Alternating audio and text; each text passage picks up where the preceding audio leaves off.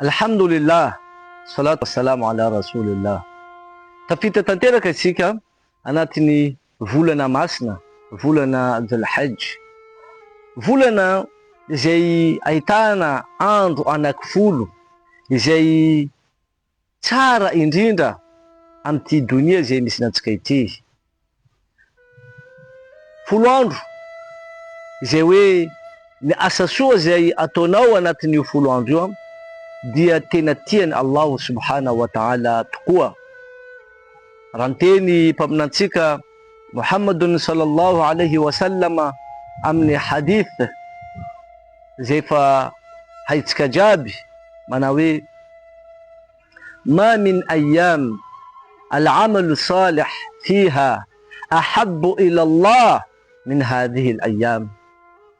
Qalu ya Rasulallah ولا الجهاد في سبيل الله قال ولا الجهاد في سبيل الله إلا رجل خرج بنفسه وماله فلم يرجع من ذلك بشيء.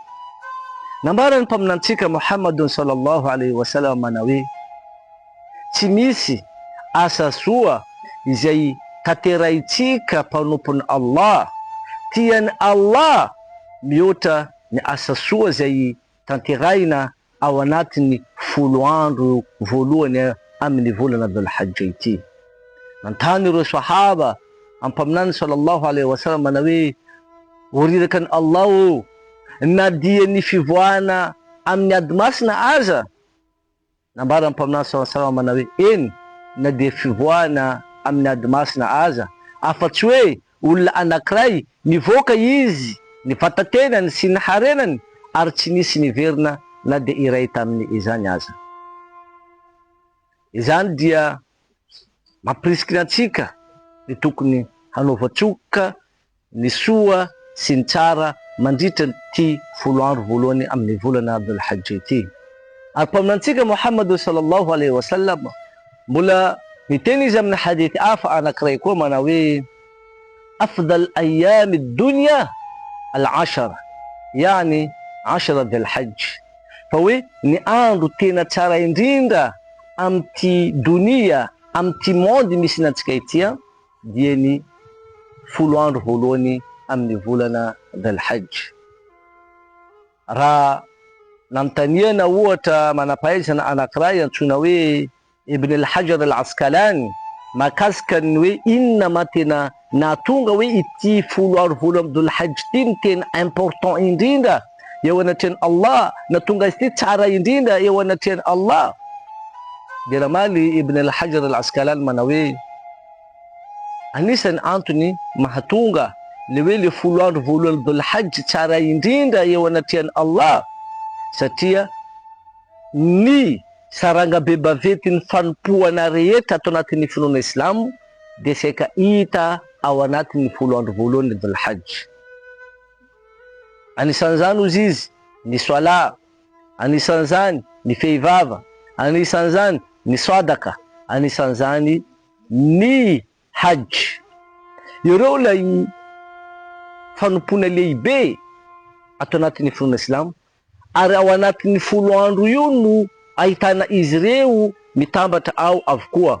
Ny soala ohatra, tsika rehetra dia manatanteraka soala isanandro isanandro ary anatin'ny folo andro koa tsika manatanteraka soala. Ny siam, ny fehivava ohatra, ampirisiny atsika mba hifehivava maromaro ao anatin'ny 7 andro voalohany amin'ny volana Dhul-Hajj ity. Ary indrindra ny fehivava izay maripototra fasonina ny fanatanterana fehivava amin'ny andro na Arafa izay hoe amin'ny fahasiviny volana Dhul-Hajj.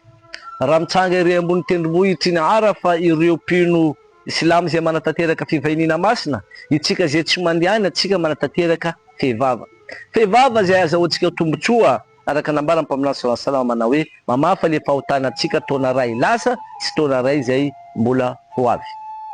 Ary ny sadaka haitsika tsara fa aorinany fanatanterana ny salatul Eid amin'ny andro fahafolo dia anisan'ny sunna muakkada ny fanatanterana ny sorona am'izany fotoana izany ho avoaka sadaka. Ary ny hajj ity no vanim-potoana hanatanterahany ireo mpino Islam zay nahazo anjara ka nandeha natanteraka zany hajj izany, dia manomboka amin'ny fa 8e jour dia mivoaka ireo mpanatanteraka hajj mandeha any Mina, ary fa 7 andro izy ireo mandeha amin'ny tendrombohitry ny Arafa, ary amin'ny alinany fa 7 io izy ireo matory a Muzdalifa, ary ny fa 10 izy ireo mandeha mitoraka Jamaraty, mandenta ary manala volo. Tanterahina zany amin'ny 10 andro ny volana Dhul-Hajj ity. Ka nambarany Ibn Hajar al-Asqalani, izay no mahatonga izy io andro lehibe eo anatrehany Allahu subhanahu wa ta'ala, satria fitambarany ireo fanompona lehibe jiaby eto anaty fona Islam ao anatiny eo 10 andro. Ka eto ny lesona tena pitana aminatsika, matoa Allah subhanahu wa ta'ala nanome lanjy, nanome voninahitra an'io 10 andro io, ary nanambara fa hoe zava-dehibe aminy io 10 andro voalohany io, dia mba hahatonga atsika mpino sy mpanaraka ny finoana Islam mba hanao ezaka isika hanakaikikaiky bebe kokoa ny Allah subhanahu wa ta'ala amin'ny alalan'ny famakina Qur'an al-Karim, amin'ny alalan'ny famoahana sadakat, amin'ny alalan'ny fanatanterahana swala masjid miaraka amin'ny jama, fanatanterahana ireo sunna isan-karazany araka nampianarin'ny mpaminany Muhammad sallallahu alaihi wasallam antsika, mba miezaka atsika manakaikikaiky bebe kokoa ny Allah subhanahu wa ta'ala, amin'izao atsika ho matiantoka farina fa ity andro 10 voalohany ity dia miavaka tokoa eo anatrehany Allah subhanahu wa ta'ala, araka ny fampianarana azotsika avy tamin'ny mpaminany Muhammadun sallallahu alaihi wasallam. Zay araloha no mba afaka naroso tamitsika tamin'ity andro an'ity.